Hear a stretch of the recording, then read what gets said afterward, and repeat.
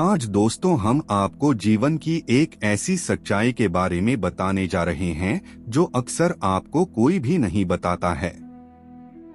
भगवान ने स्त्री की रचना करते समय कौन सी कमी छोड़ दी थी और दोस्तों महिलाओं को समझना मुश्किल क्यों हो जाता है। दोस्तों, भगवान ने सृष्टि में स्त्री महिला की रचना की है। हिंदू धर्म के अनुसार पुरुष और स्त्री दोनों भगवान की रचनाएं हैं और दोनों का महत्व बहुत उच्च माना जाता है। वेदों में भी स्त्री पुरुष को समान आदर्श के रूप में स्वीकारा गया है। संसार के विभिन्न धर्मों और आध्यात्मिक परंपराओं में स्त्री को मानवता की उच्चतम प्रकृति माना जाता है और उनका सम्मान किया जाता है।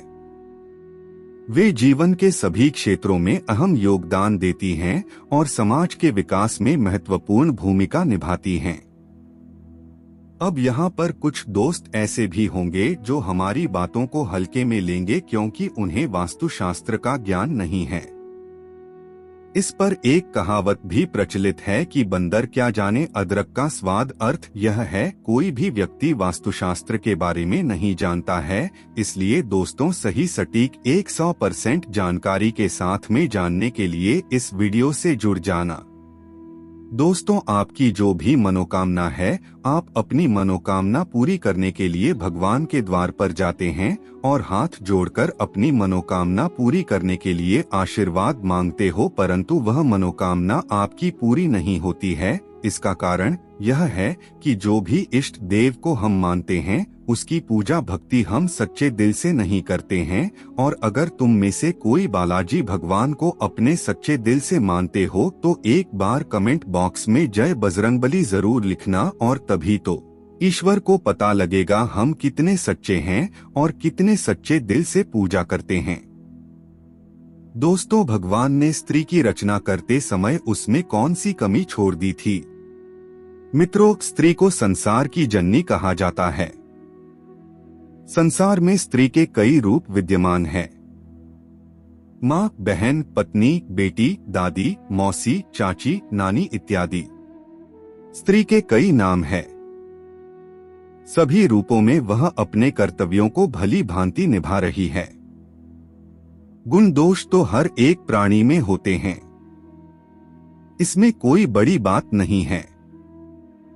चाहे स्त्री हो या पुरुष, जिसमें गुण होते हैं तो उसमें कोई न कोई दोष भी होता है। पर हमें दोषों को न देखकर गुणों को देखना चाहिए। हमें किसी के दोष देखकर बुरा नहीं बनना है, क्योंकि कहते हैं मनुष्य जो देखता है वही सोचता है और जो सोचता है वही करता भी है। इसलिए हम वह देखे ही नहीं जो हमें भी करना पड़े। पर क्या करें, हम लोगों की मानसिकता ऐसी है कि हम हमेशा दोषों को ही देखते हैं और यही कारण है कि हमारे अंदर गुणों का अभाव रहता है और दोषों की अधिकता भरी रहती है। हम जानबूझकर किसी के अच्छे कर्म नहीं देखना चाहते। उसके दुर्गुणों को देखकर हम अपने मन, मस्तिष्क, विचार और वाणी में गंदगी जमा करते रहते हैं और उसी को अपनी वाणी और कर्म द्वारा लोगों के बीच फैलाते रहते हैं। तो यहाँ पर हम दोषों को न देखकर सिर्फ गुणों पर दृष्टि डालते हैं।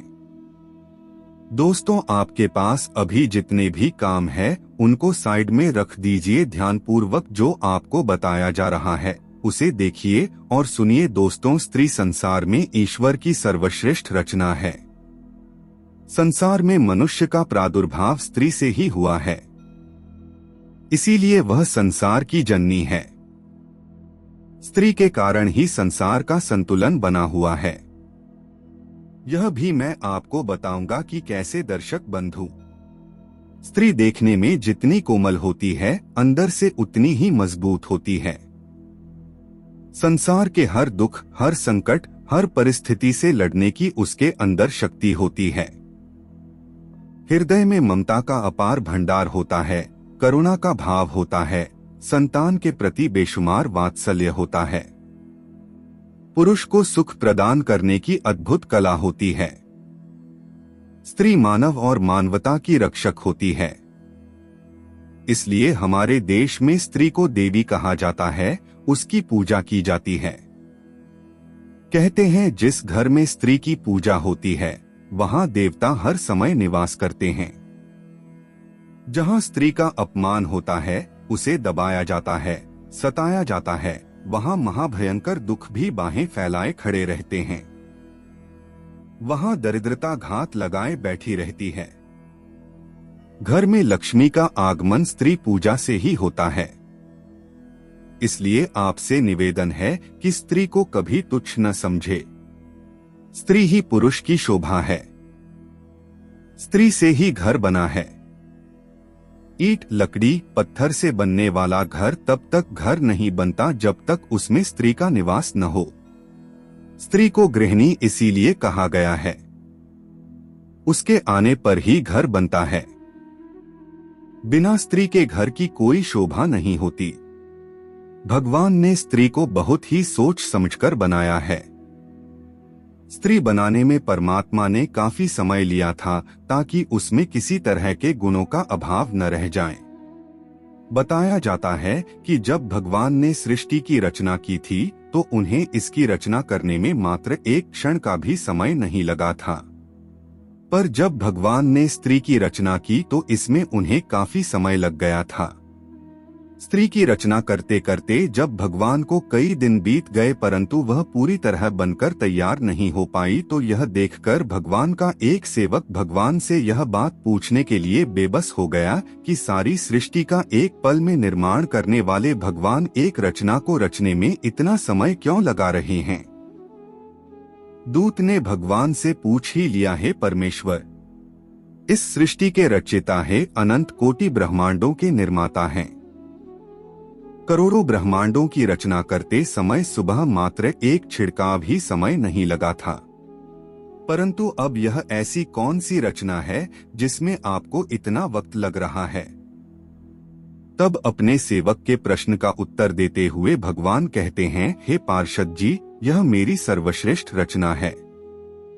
इसे दुनिया में स्तरीय नाम से संबोधित किया जाएगा।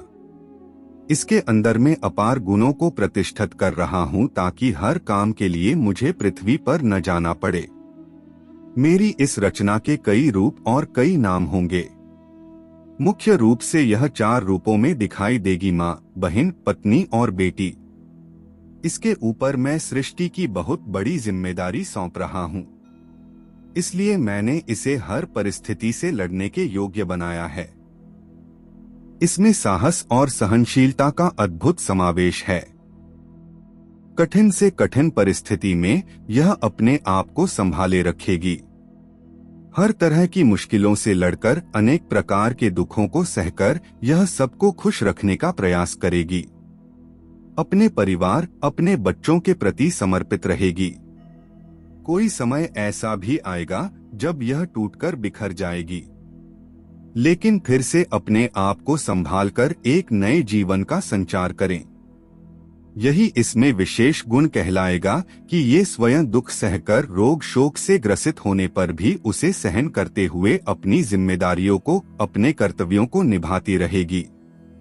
दोस्तों, आपके पास अभी जितने भी काम है उनको साइड में रख दीजिए। ध्यानपूर्वक जो आपको बताया जा रहा है उसे देखिए और सुनिए। दोस्तों, बंधु, भगवान के मुख से स्त्री की सहनशीलता और कर्तव्य परायणता को सुनकर वह सेवक हैरान रह गया कि आखिर इसकी आकृति तो पुरुष की तरह है। 2 हाथ, 2 पैर, आँख, नाक, कान, मुख सब पुरुष के समान है। फिर अपने दोनों हाथों से इतना सब कुछ कैसे कर पाएगी? भगवान बोले, पार्षद है, यह पुरुष के जैसा दिखती है, फिर भी इसके अंदर यह सब करने की क्षमता होगी। इसीलिए इसे मेरी अद्भुत रचना कहा जाएगा। भगवान की बात सुनकर पार्षद ने उसे छूकर देखा। देखें, यह कितनी कठोर है जो हर विपत्ति को सह सकती है। जब उसने उसे छूकर देखा तो वह बहुत कोमल थी। वह एकदम से हंस पड़ा। भगवान ने पूछा, क्यों हंस रहे हो? तब पार्षद बोला, प्रभु, आप कह रहे हो कि हर परिस्थिति से लड़ सकती है। मैं यह सोचकर हंस रहा हूं कि आपने बनाई तो बहुत नाजुक है, हर परिस्थिति से कैसे लड़ पाएगी? मैं तो सोच रहा था कि यह पुरुष की अपेक्षा बहुत कठोर होगी, पर इसे तो आपने फूलों की तरह कोमल बना दिया है। तब भगवान बोले, वत्स, मेरी इस रचना की यही तो विशेषता है। यह बाहर से जितनी कोमल है, अंदर से उतनी ही मजबूत होगी। इसके साहस, धैर्य और सहनशीलता को आप लोग देखोगे। यह बात सुनकर पार्षद के मन में उस रचना के बारे में और अधिक जानने की उत्सुकता बढ़ गई थी। वह पूछने लगा, हे परमेश्वर, क्या यह पुरुषों की तरह सोच भी सकेगी या फिर इसमें यही गुण विशेष होंगे? भगवान बोले, वत्स, इसमें सोचने की क्षमता भी अद्भुत होगी और समाधान करने की सामर्थ्य भी होगी। पार्षद ने देखा कि उस स्त्री रूपी रचना के गालों पर पानी की झलक थी।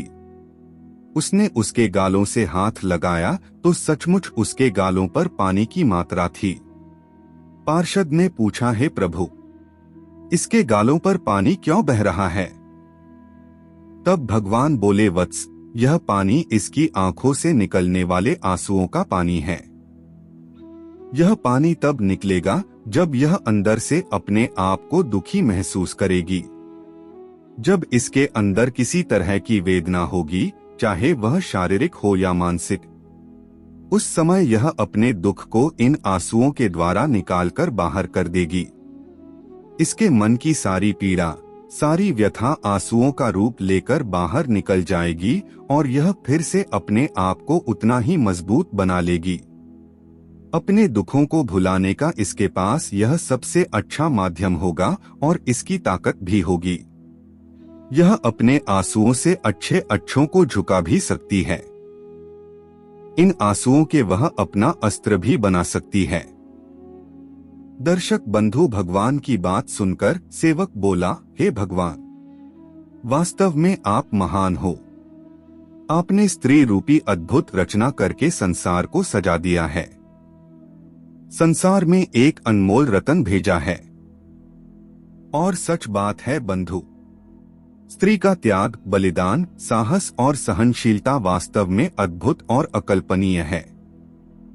त्याग इतना बड़ा जो कोई नहीं कर सकता। किस प्रकार वह अपने माता पिता, भाई बहन, सगे परिवारी जनों से अलग होकर विवाह करके किसी दूसरे पुरुष के साथ जीवन भर साथ रहने का प्रण करती है।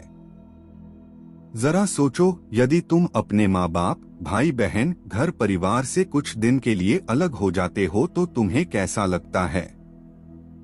वह तो अपने उन परिवारी जनों से हमेशा हमेशा के लिए अलग होकर जीवन भर तुम्हारे साथ रहने आती है। जिनके साथ वह खेली कूदी बड़ी हुई, जिनके साथ अनेक प्रकार की भावनाएं जुड़ी हुई थी, उन सबको उसने कैसे छोड़ा होगा और फिर किस तरह एक अनजान स्थान पर जाकर, जहां उसका कोई परिचित नहीं होता, वहां वह रहकर जीवन की तलाश करती है। एक नए सिरे से खुशियों को एकत्रित करती है, उनमें ढलने का प्रयास करती है, उनमें अपना सुख दुख बांटती है। स्वयं चाहे प्रसन्न रहे या न रहे, पर अपने परिवारी जनों को प्रसन्न रखने का प्रयास करती है। कई बार परिवार के लोग अलग तरह की सोच वाले मिल जाते हैं। उस समय उसका जीवन बड़ा ही कष्ट भरा होता है। उनके साथ रहने का प्रयास करती है। कई बार उनके बुरे आचरण के कारण जीवन का भी बलिदान करना पड़ता है। धन्य है नारी शक्ति, तो जो भी विधाता ने इतने दुख सहन करने की सामर्थ्य दी है। हर महीने मासिक धर्म की पीड़ा को सहन करना। बच्चा जब उदर में आता है तब अनेक प्रकार की पीड़ाओं को सहन करते हुए प्रसव काल की उस भयंकर पीड़ा से गुजरना पड़ता है जो साक्षात मृत्यु का दूसरा रूप होती है। उसके बाद बच्चे का जन्म सकुशल हो जाए तो उसके लालन पालन में अनेक कष्टों को सहना पड़ता है और उसके लिए अपने सुखों का बलिदान करना पड़ता है। खुद दुख सह लेती है और बच्चे को दुख से बचाकर रखती है। यह त्याग और बलिदान बड़ा ही अद्भुत है। सच में नारी ईश्वर की सर्वश्रेष्ठ रचना है। दर्शक बंधो, उधर भगवान का वह पार्षद बोला, हे प्रभु, आपने इतना समय लगाकर स्त्री की रचना की है, तब तो यह रचना जरूर आपकी संपूर्ण रचना होगी। तब भगवान बोले, नहीं, अभी इसमें एक कमी है। यह सबके लिए सुख का कारण बनेगी। सबको खुश रखने का प्रयास करें। अपने परिवार की हिम्मत बनेगी, मगर खुद का महत्व भूल जाएगी। वह अपनी कीमत ही नहीं समझ पाएगी कि मैं दुनिया के लिए कितनी मूल्यवान हूँ। यह दिए की तरह अपना जीवन बिताएंगी, जैसे दिए के नीचे अंधेरा रहता है और चारों दिशाओं को रोशन करता है। ऐसे ही स्त्री का जीवन है, जो अपने लिए तो कम, दूसरों के सुखों के लिए अधिक जीती है। दूसरे के सुखों के लिए खुद कष्ट सहे लेती है। दर्शक बंधु, स्त्री वास्तव में ईश्वर के द्वारा दिया गया संसार को एक अद्भुत उपहार है। वह हर गुणों में परिपूर्ण है। इसलिए हमें कभी स्त्री का अपमान नहीं करना चाहिए, कभी उसे कष्ट नहीं पहुंचाना चाहिए। स्त्री का सदा सम्मान करना चाहिए।